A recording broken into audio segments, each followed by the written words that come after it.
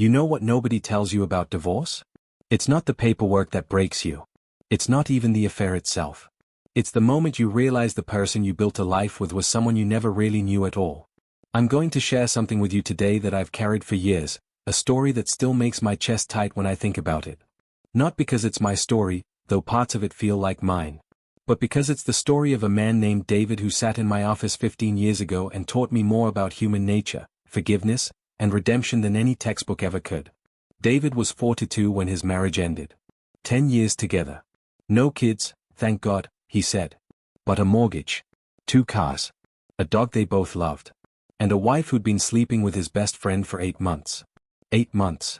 Have you ever been betrayed like that? Tell me in the comments where you're watching from, and if you've ever had your world collapse in a single afternoon. Because that's what happened to David. One afternoon. One unlocked phone. One text message that said, "I can't wait to see you tonight," when he's at work. But here's what makes this story different from every other divorce story you've heard. What happened next wasn't what anyone expected. Not David.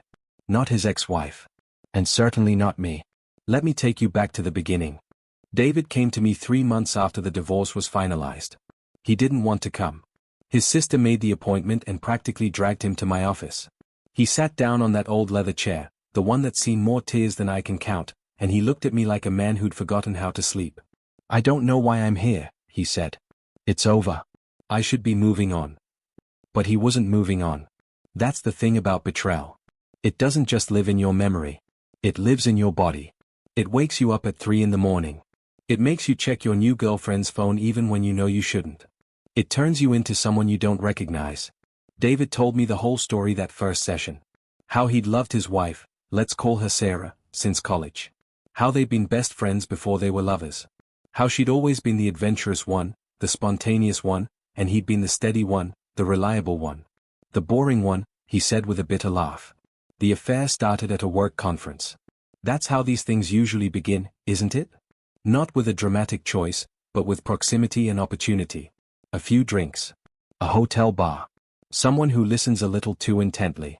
Someone who makes you feel seen in a way you'd forgotten you needed. His best friend Tom had been there too. They all worked for the same company. Corporate finance. Long hours. High stress. The kind of environment where marriages go to die slowly, and nobody notices until it's too late. David found out on a Tuesday. He remembers that detail because Tuesdays were their date nights. Or they used to be. They'd stopped doing date nights about a year before, he admitted. Too busy. Too tired. Too comfortable. He came home early from a client meeting that got cancelled. Sarah's phone was on the kitchen counter, buzzing with messages. He wasn't the kind of man who checked phones. He'd never even thought about it. But something in his gut, that ancient, animal instinct we all have, told him to look. The messages were explicit. Detailed. Months of them. Plans. Promises. Things she'd never said to him, not even in their best years. When she got home that night, he was sitting in the dark with her phone on the coffee table between them. "How long?" he asked. She didn't even try to lie. That's what gutted him most, he told me. She looked almost relieved. Like she'd been waiting for this moment. Like some part of her wanted to be caught. 8 months, she said. "I'm sorry. I never meant to hurt you." That phrase. I never meant to hurt you. As if intention somehow erases impact. As if you can destroy someone's reality and apologize your way out of it. They divorced quickly. She moved in with Tom. David moved into a 1-bedroom apartment that smelled like someone else's life. And for 3 months, he told himself he was fine. He went to work. He went to the gym. He went through the motions of being a person who still had a future. But inside, he was drowning. "I keep thinking about all the times I trusted him," David said to me in that first session. "All the times he was in our house. All the times I asked him for advice about my marriage, and he already knew. He already knew everything, and he looked me in the eye and lied." That's the double betrayal, isn't it? It's not just the spouse. It's the friend. The person you called when things got hard. The person who was supposed to have your back. Have you ever lost 2 people at once like that? It's a special kind of grief. A unique kind of loneliness. But here's where the story takes its first turn. About a month into our sessions, David got a phone call. Late at night. A number he didn't recognize. It was Tom. Tom was drunk. David could hear it in his voice, that slurred, desperate quality of someone who's been holding something in for too long and finally can't anymore. "I need to talk to you," Tom said. "I know you hate me. I know I don't deserve it. But I need to tell you something." David almost hung up. He told me he had his thumb on the red button. But something stopped him. Curiosity, maybe. Or that small, masochistic part of all of us that needs to know the truth, even when the truth destroys us. "Sarah's pregnant," Tom said. David's first thought was rage. Pure, white-hot rage. They were having a baby. They were building the life that was supposed to be his. But then Tom said something that changed everything. "It might be yours." The world stopped. That's the only way David could describe it to me. Time didn't slow down. It stopped. Like his brain couldn't process the information. Like reality itself had glitched. "What are you talking about?" David asked. Tom explained. Apparently, the affair hadn't been as clean-cut as Sarah had made it seem. There had been overlap. Weeks when she was still sleeping with David, still trying to make the marriage work, still playing both sides. The timeline made it possible. Maybe even probable. "She won't talk to me about it," Tom said. "She says it's mine. She says she's sure. But I know her, man. I know when she's lying. And I think she's lying." David sat in his apartment that night, he told me this weeks later, when he could finally talk about it without his hands shaking, and he felt something he hadn't felt in months. Not anger. Not even sadness. But something worse. Hope. That's the cruelest part of human psychology. Hope. That desperate, irrational belief that maybe, just maybe, there's a way to undo what's been done. To reclaim what's been lost. He called Sarah the next morning. She didn't answer. He called again. And again. Finally, she texted, "Leave me alone. It's over. Move on." But he couldn't move on. Not now. Not with this new information burning a hole in his chest. So he did something he'd never done before. He drove to her new apartment. The one she shared with Tom. And he knocked on the door until she answered. She looked different. Softer, maybe. Or just tired. Pregnancy does that, I've learned. It strips away all the pretense. All the armor. You can't hide when you're growing another life inside you. "Is it mine?" he asked. She looked at him for a long time. And then she started crying. "I don't know," she whispered. "I honestly don't know." That moment, David told me later, was when he understood something fundamental about human beings. We lie to others, yes. But mostly, we lie to ourselves. Sarah had convinced herself the baby was Tom's because it was easier. Because it fit the narrative she'd built. Because admitting uncertainty meant admitting she'd made a catastrophic mistake. They agreed to a paternity test. Tom was there too, looking like a man who'd aged 10 years in 10 months. The three of them in a clinic waiting room, not speaking, not looking at each other. Just waiting. The results took 2 weeks. David came to our session the day after he got them. He looked different. Not happy. Not sad. Just different. "It's not mine," he said. I waited. Sometimes, silence is the most important tool a therapist has. "I thought I'd be relieved," he continued. "I thought I'd finally be free. But all I feel is empty. Like I lost something I never even had." This is what trauma does to the brain. It creates phantom pains. Phantom losses. You grieve not just for what was, but for what could have been. For all the alternate timelines where things went differently. "But here's the thing," David said, leaning forward. "When I got that call, when Tom told me the results, I realized something. I'd been so focused on the betrayal, on the affair, on what they did to me, that I'd forgotten to ask myself the most important question." "What question?" I asked. "Do I even want her back?" And that, right there, was the moment everything shifted. Not because of the paternity test. Not because of some grand revelation. But because David finally asked himself what he actually wanted, instead of just reacting to what had been taken from him. He sat there in my office, and he told me about the last year of his marriage. Before the affair. Before the betrayal. How they'd stopped talking about anything real. How they'd become roommates who occasionally had sex. How he'd been just as checked out as she was, just in a different way. "I was boring," he said. "She wasn't wrong about that. I stopped trying. I stopped being curious about her.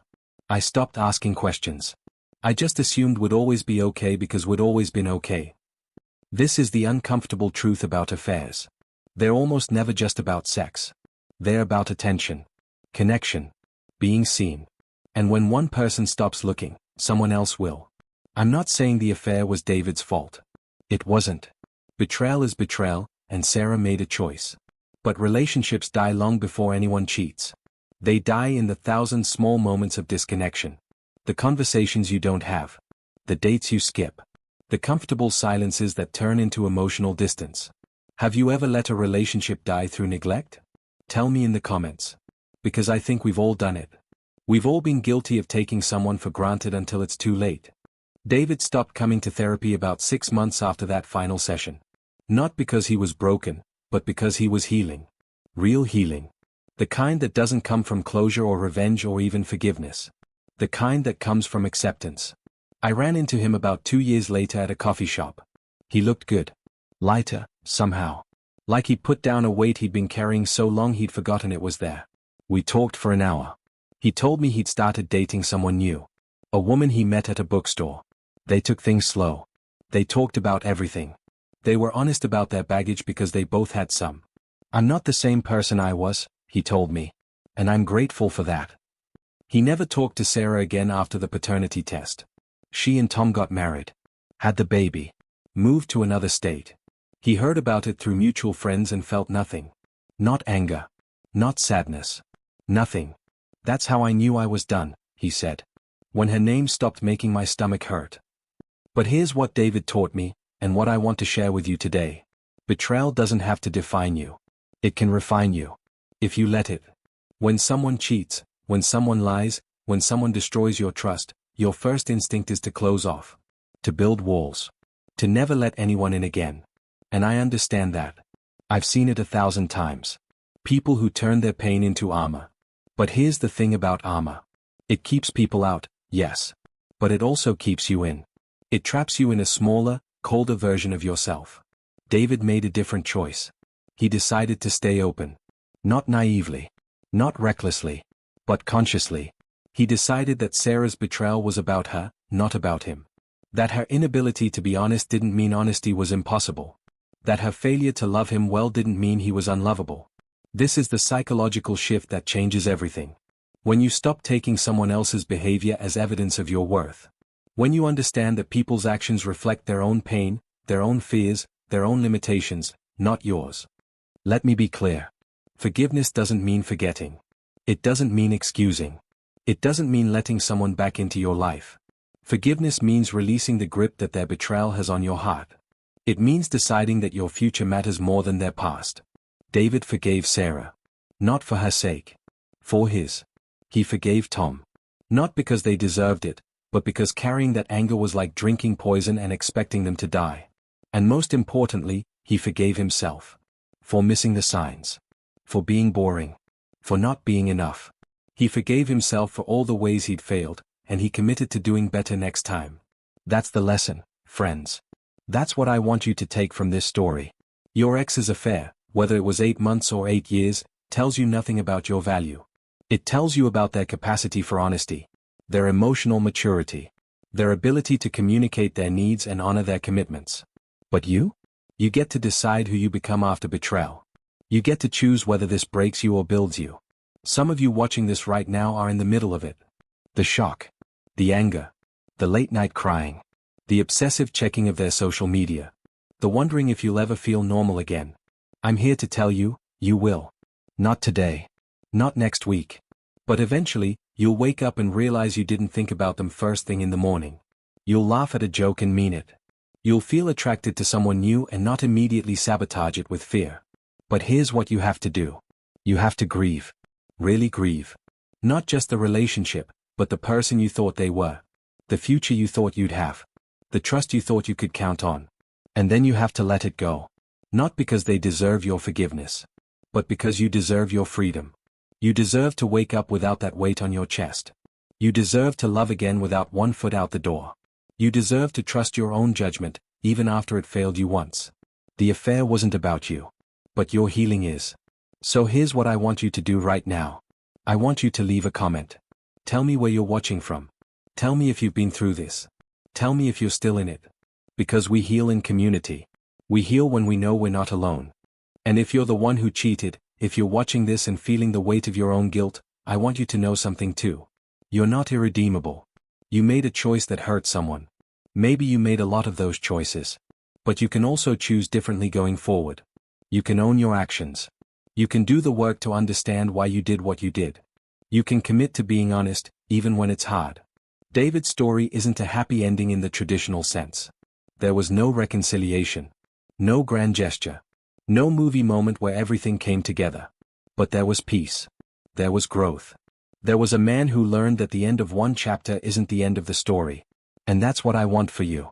Not a perfect life. Not a life without pain. But a life where you're the author, not the victim. A life where betrayal is something that happened to you, not something that defines you. So take a breath. Close your eyes for a second. Feel your feet on the ground. You're still here. You're still standing. And that means you still have a future. What you do with it is up to you. Thank you for listening. Thank you for trusting me with your time. If this story meant something to you, hit that like button. Subscribe if you want more stories like this. And tell me in the comments what resonated with you. I'll see you in the next one.